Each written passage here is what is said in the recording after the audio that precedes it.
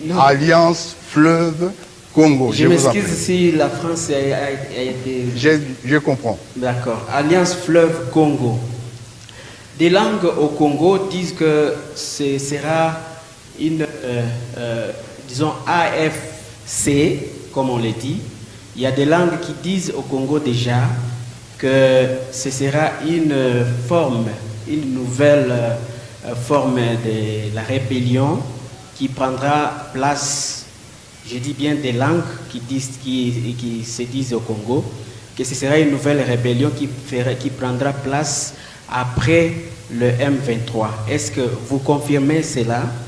La deuxième question, êtes-vous sûr que les élections auront lieu en RDC le 20 décembre prochain? La troisième et la dernière, je crois, vous êtes la première personne à dire tout haut que le président actuel qui termine son deuxième mandat n'avait pas été élu et qu'il a été nommé. C'est vous qui avez été la première personne à dire cela. Maintenant, êtes-vous sûr que maintenant que vous venez, et vous venez avec une nouvelle, je dirais, plateforme politique, êtes-vous sûr que c'est juste pour sauver le Congo ou c'est juste pour préparer, comme on l'a dit, un coup d'État au Congo? Voilà les questions que j'avais à vous poser. Merci beaucoup, Monsieur le Président. Oui, évidemment, si vous m'avez suivi, j'ai parlé du coup d'État qui se prépare par M. Tshisekedi. La République démocratique du Congo est une démocratie. Et en 2018, nous avons bénéficié de la toute première alternance du pouvoir.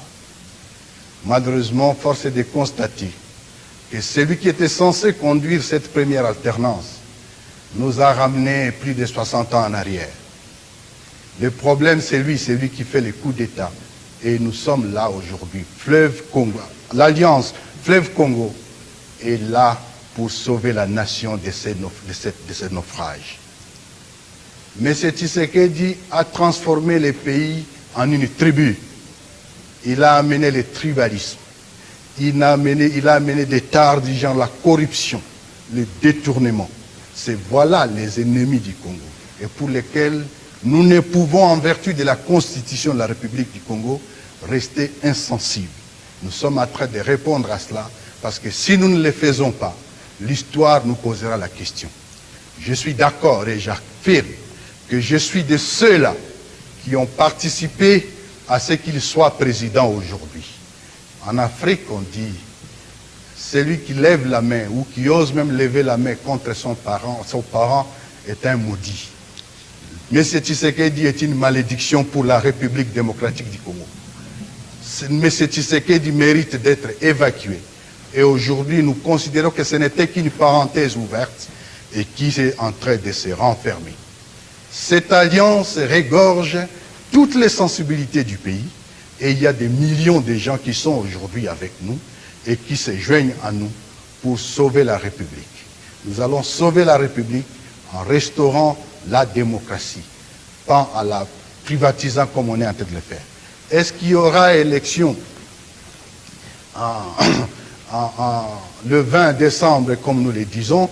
Cette question participe justement, ou la date inventée de toutes parts, participe justement de ces coups d'État que prépare Félix Tshisekedi.